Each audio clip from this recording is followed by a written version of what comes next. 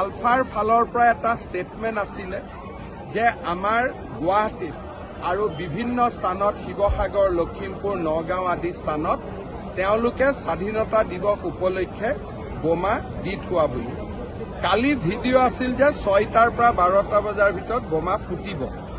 আজি কোৱা হ'ল যে কাৰিকৰী কাৰণত বোমা ফুটা নাই আৰু পুলিচে বোমাবিলাক উদ্ধাৰ কৰিব লাগে। পুলিচে বোমা পাইছে বা নাই পোৱা সেই বিষয়ে আপোনালোকক পুলিচে ক'ব। মই মাত্ৰ এটাই অনুৰোধ কৰিম যে টাটাই অসমত ছেমি কণ্ডাক্টৰ ইণ্ডাষ্ট্ৰী আনিছে আৰু বহুত অসমলৈ বিনিয়োগ আহিব। বহু বছৰৰ মূৰত অসমখনে অলপমান বিকাশ আৰু প্ৰগতিৰ মুখ দেখা পাইছে। মই বোমা আছে নাই এই বিতৰ্কত নগৈ মই আলফাৰ সেনাধ্যক্ষ পৰেশ বৰুৱা ডাঙৰীয়াক অনুৰোধ কৰিম যাতে কোনো কাৰণতে আমি অসমত এনেকুৱা পৰিৱেশ সৃষ্টি কৰিব নালাগে যাতে বিনিয়োগৰ পৰিৱেশটো নোহোৱা হৈ যায়।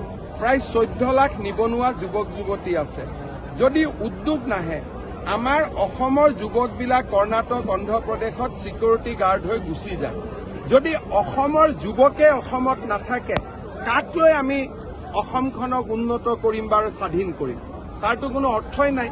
সেইকাৰণে মই আশা কৰিম অসমত যাতে কোনো ধৰণৰ বিনিয়োগকাৰীসকলে চিন্তা কৰিব পৰা বাহিৰত অসমৰ নাম কৰবাত চেকা লগা আমি যাতে কোনো কাম অসমত নকৰোঁ আৰু সদায় আলাপ আলোচনাৰ মাজেৰে সমস্যাবোৰ সমাধান কৰিবৰ বাবে মই আগ্ৰহী। আগতেও মই আলোচনাৰ কথা কৈছোঁ, আজিও মই দোহাৰিছোঁ আৰু পৰেশ বৰুৱা ডাঙৰীয়াক বিনম্ৰতাৰে অনুৰোধ কৰিছোঁ যাতে অসমত কোনো কাৰণতে আমি বিকাশৰ যিটো ধাৰা তাক যাতে ম্লান কৰিব আমি নিদিওঁ।